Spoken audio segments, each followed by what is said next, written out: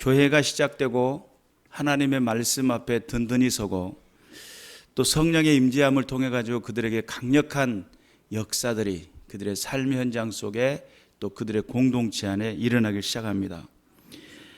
그런데 문제는 그러한 믿음의 공동체 또는 증인 공동체를 방해하고 또 그들의 뜻을 가로막는 그런 존재들이 막 일어나기 시작하죠. 사람들이 대적하고 사람들이 막 손가락질하게 됐어요. 그러게 되니까 이게 세상 사람들이 안 좋아하네. 그러면 우리가 여기서 기가 죽어야 되나? 우리가 전해야 될 복음을 전하지 말아야 되나?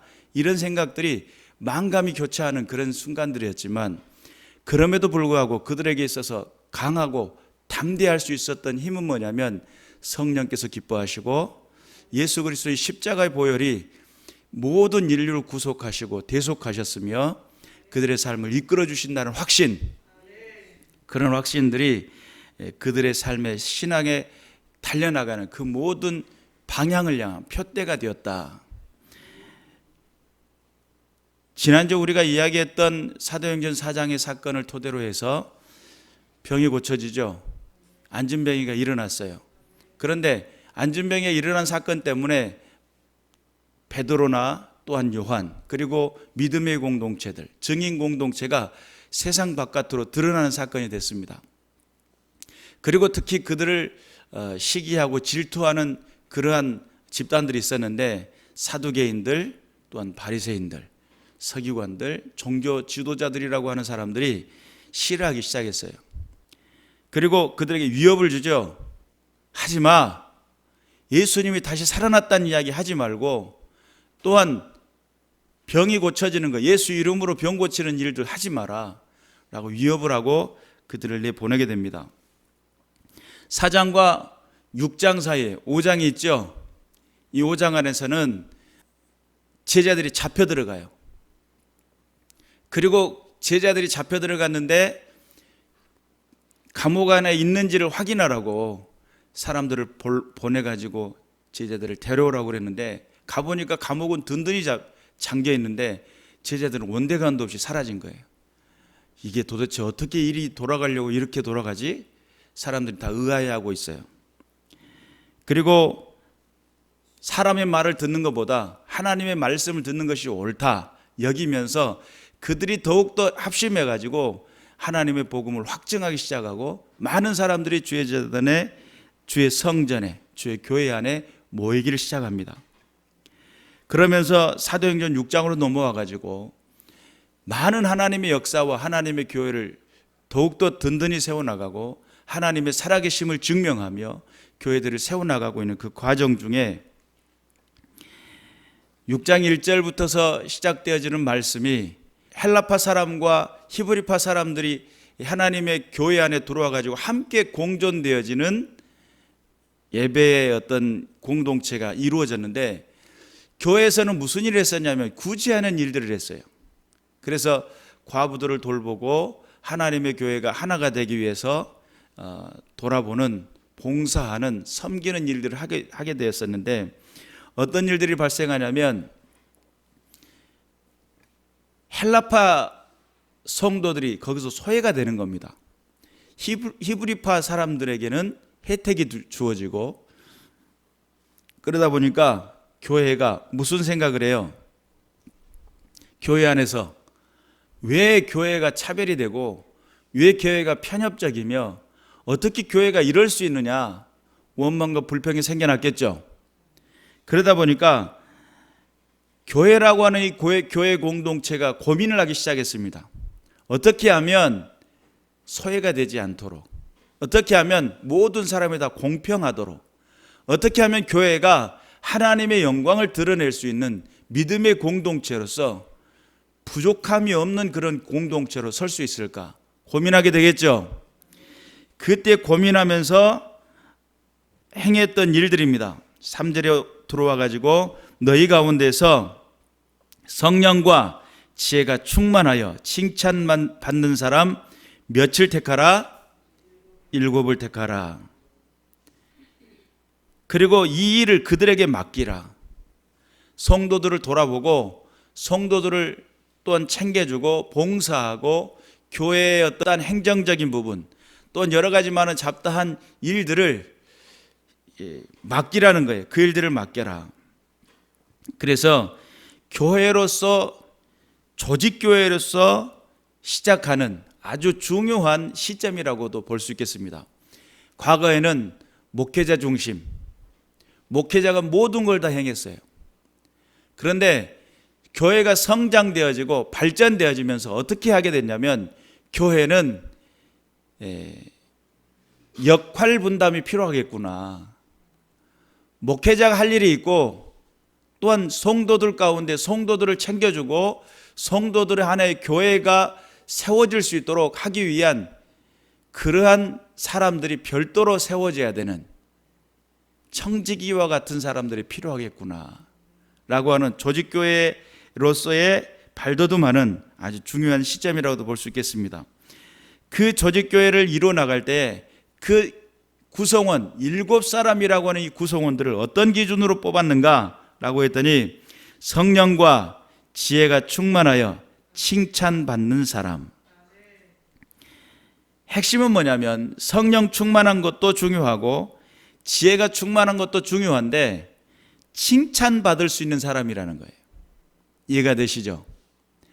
여러분, 칭찬받는다라고 하는 것은 공정해야 됩니다. 그러죠? 정직해야 됩니다. 그렇죠? 성실해야 됩니다. 칭찬이라고 하는 것이 그냥 아무나에게 칭찬하는 것이 아니고 불량한 사람에게 칭찬하는 사람 봤어요? 물론 불량한 사람을 칭찬하는 사람이 있을 수도 있어요. 야, 너 정말 불량하더라. 왜냐하면 자기가 불량한데 불량한 것을 꿈꾸고 있었는데 진짜 불량한 사람 만나니까 진짜 불량한 것이 정말 멋져 보이더라. 이렇게 하는 사람이 있을 수 있겠죠.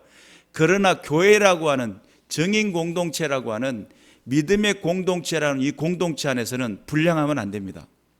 정직해야 되겠죠. 하나님 앞에서의 하나님 나라를 위한 의무가 분명하고 또한 하나님의 교회에 대한 믿음과 신뢰가 분명하며 예수가 주인이라고 하는 분명한 체험이 있고 하나님의 자녀로서의 권세가 있으며 또한 하나님 나라의 상속자로서 분명한 그 나라의 상속이 얼마나 크고 위대한지를 깨닫는 사람들, 그런 사람들이 돼야 되겠죠. 그래서 성령의 충만함 받았다고 하면서 사람들 사이에서 칭찬받지 못한 사람들이 있을 수 있어요. 그럴 수 있겠죠. 지혜롭다고 하는데 자기 이득만을 챙기는 지혜로움은 너무 출중하고 탁월한데 관계 속에서 일어나는 지혜로움을 발휘하지 못하는 사람들이 있을 수 있겠죠. 그러니까 우리가 여기서 말하는 칭찬받는 사람이라고 하는 것은 증인 공동체, 믿음의 공동체 안에서 서로 관계가 있는, 서로 합력이 있는, 화합이 있는, 화목을 이뤄내는, 화평을 만들어내는, 자기중심적이고 자기 사상적이며 자기 고집적인 그런 삶이 아니라 하나님의 뜻대로 하나님께서 원하시는 그 은혜대로 믿음을 결정하고 삶을 결정할 수 있는 그런 은혜의 사람들. 그래서 여러분, 영성도 중요하고 성령의 강권적인 역사를 통해서 영성도 중요하고 또한 하나님 안에서 은혜 받은 은사도 중요하고 능력도 중요하지만 신앙의 인격이 중요해요. 관계 속에 일어나는 신뢰가 중요해요. 근데 어떤 사람은 자기가 성령의 인도하심을 받는다고 하면서 성령의 역사하심을 받는다고 하면서 성령 안에 삶을 살아간다고 하면서도 관계가 깨져 있는 사람이 있어요. 그러면 그 신앙을 점검해 볼 필요가 있겠죠. 문제가 있는 거예요. 하나님 안에서 이 관계가 온전히 회복되어지고 하나님의 영광을 드러내는 귀하고 복된 믿음의 삶을 살아가시는 저와 여러분 되기를 주님의 이름으로 축원합니다. 그래서 그들에게 맡기고 그래요. 맡길 사람을 택한 거죠. 지금 하나님의 복음을, 하나님의 교회를 맡길 사람들을 택한 거예요. 그래서 여기를 택할 때 아무나 택한 것이 아니고 정말 성령에 감동되고 지혜가 충만하며 모든 사람과 더불어 화합이 있는, 모든 사람들 관계 속에서 정직이 있는, 성실함이 있는, 이것을 우리 교단 측면에서 이야기하면 성결한 삶이 있는, 할렐루야죠. 그런 사람들을 몇 사람을 택하라고요? 7을 택하고, 그리고 그들에게 맡겼습니다. 4절에 들어가니까 우리는 오로지 기도하는 일과 말씀 사역에 힘쓰리라. 목회자가 해야 될 일들, 여기서 말하는 디아코니아라고 하는 이게 사역인데, 이 사역이라는 이 관점이 여기서 7사람을 택한 7 집사들을 택했는데, 여기서 말하는 이 집사의 개념과 또한 사역이라는 개념이 같은 어원에서 시작을 해요. 그러니까 하나님의 교회를 세워나가는 사람들은 같은 맥락을 가지고 있고 같은 사명을 가지고 있으며 같은 의미를 깨닫는 사람들, 하나님께서 원하시고 기뻐하시는 뜻이라고 하는 하나님 나라를 세우고 하나님의 교회를 세우는 믿음의 사람들. 그래서 목회자는 기도와 말씀에 전념할 수 있을 때에 교회는 더욱더 든든히 세워져 나가고, 이것을 동조하고 이것을 믿고 따르며 하나님 안에서 합력하며 하나님의 뜻을 드러낼 수 있는 사람들, 그런 동조자들, 그리고 또한 하나님 안에서 든든히 세워져 나가는 믿음으로서의 합력할 수 있는 그런 조직이 형성이 될 때 하나님의 교회는 더욱더 든든해진다는 사실을 믿으시기를 주님의 이름으로 축원합니다. 그래서 7사람을 택하는 이것이 하나의 교회의, 하나의 조직교회에서 교회로서의 든든히 세워져 나가는 그런 모습들이었고, 그런 조직들을 세워나갈 때에 더욱더 구체적인 방안을 제시한 사람이 있는데, 그것이 바울이라고 하는 바울 목사님의 구체적인 방안을 제시합니다. 디모데전서 3장 8절 이하에 나타나는 말씀, 교회 안에서 돕는 자들이라고 하는 설명으로 그렇게 기록되어 있는데, 집사들을 세울 때에 존경받는, 첫째는 존경받는 사람이어야 되고, 둘째는 한 입 가지고 두말하지 않는 사람, 또 셋째는 술 마시고 흥청대지 않는 사람, 넷째는 남을 속여 자신의 이익을 챙기는 사람이 되어서는 안 된다는 거예요. 그리고 또 다섯째는 믿음을 통해 옳다고 판단하는 것을 행할 수 있는 사람, 다시 말해 믿음의 비밀을 가진 자야 하리라, 이렇게 표현하죠. 분명하게 하나님의 나라에 대한 분명한 확신이 있고 믿음에 대한 분명한 기준이 있는 사람이죠. 그리고 또한 12절에 보니까 한 아내의 남편으로서 자녀들과 자기 가정을 잘 다스릴 수 있는 사람, 이건 남자들에 대한 해당되는 이야기죠. 여성에 대한 이야기가 있습니다. 이와 같이 여자들도 다른 이들을 존경받으며 사람들에게 존경받는 사람이 되어야 되고, 남의 흉을 보지 않는 사람, 또 절제하며 모든 일에 충성해야 되는 사람들을 세워라. 우리가 하나님의 교회 안에서 하나님의 교회를 세워나갈 때에 정말 믿음의 사람들은 어떤 사람을 세웠느냐에 따라서 그 교회가 가지고 있는 방향성이 달라질 수 있어요. 조직교회라고 하는 이 교회가 조직이 되면서부터서 하나님의 교회를 든든히 세워져 나가는, 오늘 이 본문의 말씀에 보니까 사도들 앞에 7사람을 세우고 7사람들에게 기도하고 그들에게 안수를 베풀어요. 그래서 그들이 하나님 안에서 하나님의 교회를 위해서 봉사할 수 있는 기회를 얻게 되는데, 성경의 7절에 보니까 하나님의 말씀이 점점 왕성하여 예루살렘에 있는 제자의 수가 더 심히 많아지고 허다한 제사장의 무리도 이 도에 복종하니라 그래요. 여러분, 교회가 여기서 점점 왕성해진다라고 하는 이 개념을 한번 생각해 볼 필요가 있는데, 성경을 통해서 하나님을 믿는 믿음의 백성, 내가 하나님 앞에 성령의 거룩함을 받고 성령의 임재함을 받고 새 사람이 됐어요. 그래서 내가 하나님을 믿는 이 믿음이 100이라고 가정했을 때 성령의 강권적인 역사를 통해서 이 사람은 100으로서 하나님 앞에 봉사하고 하나님을 섬기는 사람이라고 가정을 해봅시다. 이 사람은 몇 사람이에요? 한 사람이에요. 한 사람 마음속에 성령의 감동을 입었어요. 그런데 하나님 안에서 정말 감사하고 하나님의 뜻을 섬겨 나갈 때, 그렇다, 하나님은 살아계신다, 지금도 역사하시더라 라고 하는 이 확신이 100이라고 가정을 해봅시다. 그러면 이 사람에게 역사되어지는 것을 왕성하다, 또한 말씀이 점점 왕성해지고 이라고 하는 이 개념으로 이해할 수 있을까? 저는 그렇게 보지 않습니다. 이 100이라고 하는 이 한 사람이 하나님을 섬기고 하나님 말씀에 순종하고 하나님 나라가 분명하게 믿고 있는 이 확신이 100이라고 가정했는데, 이 사람이 한 사람이라고 가정했을 때 이 말씀에 대해서 동조하는 사람, 이해되시죠? 야, 네 말 들어보니까 그래, 맞아, 성령은 역사하시고 하나님 교회가 확증되어졌어 라고 하는 한 사람이 더 생겼어요. 두 사람이죠. 이 말을 듣고 옆에 있는 사람이 박수를 치며, 그렇다, 하나님 나라는 정말 있구나, 하나님은 살아계시고 예수님이 지금도 역사하시는구나, 이 확증하는 한 사람이 더 붙었어요. 그리고 이것이 점점 확증하는 말씀들이, 인정하는 말씀들이, 사람들이 점점 그 입술에서 이야기되어지기 시작하는데, 하나님은 살아계신다, 예수님 나를 구원하셨다, 이 말씀들이 점점 많아지니까 이게 왕성해졌다. 성경은 그렇게 표현을 해요.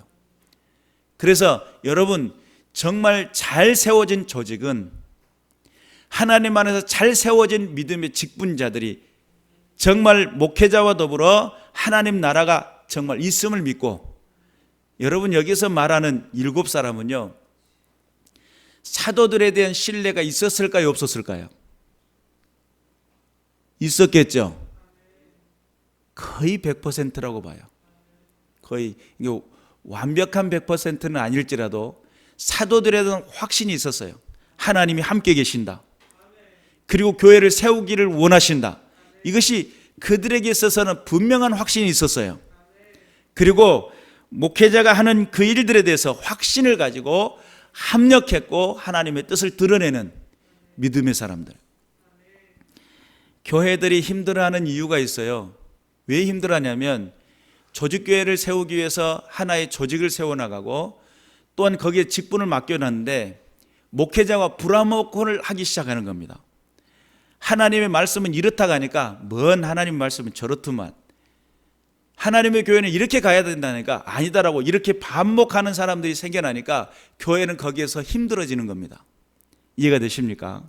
이 조직교회가 여기서 순서가 좀 잘못됐는데, 하나님의 성령의 강권적인 역사를 통해서 하나님의 성령의 충만한 은혜를 받은 사람, 목회자로부터 시작해가지고 모든 하나님의 교회가 성령의 충만함이 일단 있어야 되겠죠.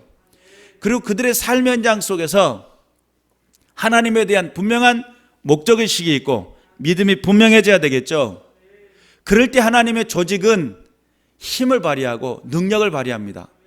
그런데 사람의 눈으로 보고, 아, 이 사람은 할 것 같으니까, 이 사람 정도면 직분을 줘도 괜찮을 것 같으니까, 이렇게 세워놓은 직분은 어떻게 되냐면 하나님에 대한 믿음과 확신이 아니에요. 그러다 보니까 목회자가 세워놓으니까 나중에 목회자를 원망하는 겁니다. 안 한다고 하니까 꼭 세워놔가지고 날 이렇게 복잡하게 만든다고, 이렇게 되는 겁니다. 하나님 나라의 확증도 없어요.